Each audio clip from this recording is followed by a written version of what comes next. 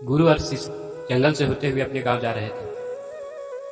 तो अंधेरा काफ़ी हो चुका था और सूरज जो है वो भी डूब चुका था।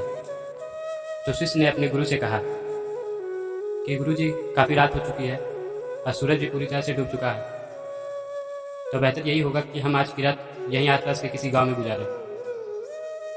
तो गुरु जी ने अपना सिर हिलाया और वो आसपास के किसी गांव में छोटे से घर के पास जाकर रुके। अब जैसे ही वहाँ रुके तो गुरु जी के शिष्य ने दरवाज़ा ठटकाया और जैसे ही दरवाज़ा ठटकाया तो अंदर से एक गरीब आदमी बाहर आया। तो गुरु जी ने बोला कि हम अपने गांव जा रहे थे, लेकिन रात हो जाने की वजह से हमने इसी गांव में रुकने का सोचा। क्या हम आज की रात यहाँ रुक सकते हैं? ये सुनने के बाद उस गरीब आदमी ने गुरुजी और उनके शिष्य को अंदर बुलाया।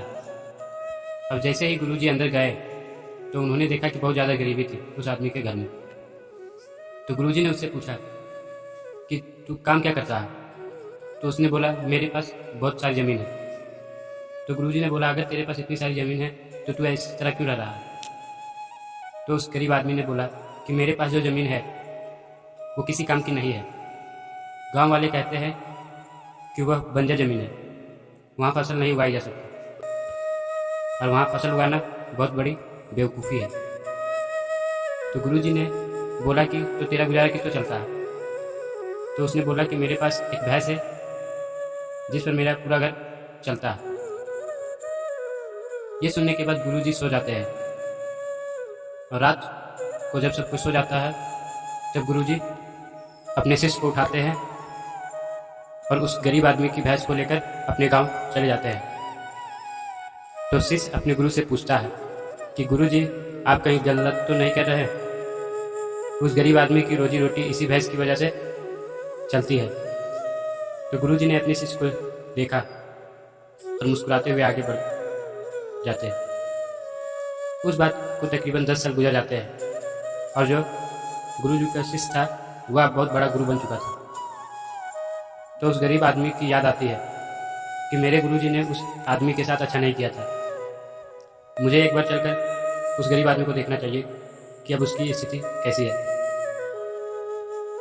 तो शिष्य अब उस गांव की तरफ जाता है और जैसे ही वहां पहुंचता है तो वो देखता है कि जहां पर उस गरीब आदमी का झोपड़ा था अब वहां बड़ा ही आलीशान महल बन चुका था और उस झोपड़े के बाहर जो बंजर ज़मीन थी उस पर फल और फूलों के बगीचे थे। तो तभी उतने में उधर से उस घर का मालिक आता है। शिष्य उसे देखकर पहचान लेता है और उस आदमी से बोलता है कि तुमने मुझे पहचाना? मैं अपने गुरुजी के साथ आया था, हमने तुम्हारे यहाँ एक रात का मुकाम किया था। तो आदमी उसे पहचान लेता है और बोलता है कि उस रात में आप कहाँ चले गए थे? और उसी रात के बाद ही मेरी भैंस भी कहीं चली गई थी।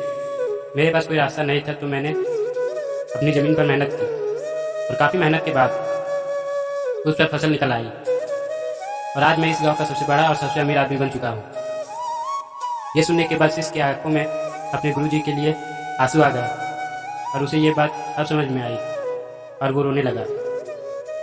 इस कहानी से हमें यही सीख मिलती है कि हमारे पास भी बहुत कुछ है यार, हमारे अंदर भी बहुत कुछ है, लेकिन हमें किसी चीज़ ने रोक कर रखा है।